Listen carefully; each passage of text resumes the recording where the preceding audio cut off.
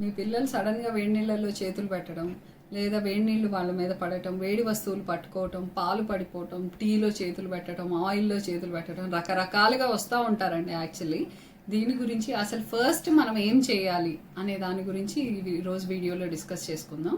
Hi, I'm doctor Sushmita, consultant paediatrician from Guntur.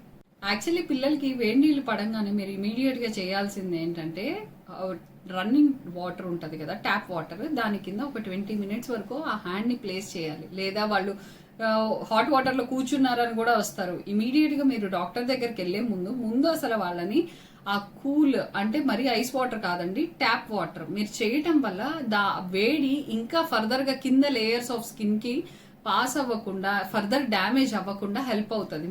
కొంతమంది వెంటనే tooth paste అవి రాసేస్తూ ఉంటారు చల్లగా ఉంటుందని. అలాంటివి ఏం రాయక్కర్లేదండి. ఫస్ట్ ఇమీడియట్ మీరు చేయాల్సింది ట్యాప్ వాటర్ కింద పెట్టేయడం. ఆ తర్వాత డాక్టర్ని కన్సల్ట్ అవ్వండి. దాని మీద ఏంటంటే యూజువల్గా అవి ఇన్ఫెక్ట్ అయిపోతూ ఉంటాయండి. మీరు రకరకాల పసుపులు పూయటం లేదా ఈ టూత్ పేస్ట్ రాయటం, వీటి వల్ల పెద్ద ప్రయోజనం ఏమి ఉండదండి. మోర్ ఆఫ్ ఇన్ఫెక్షన్ స్ప్రెడ్ అయ్యే ఛాన్సెస్ ఉంటాయి.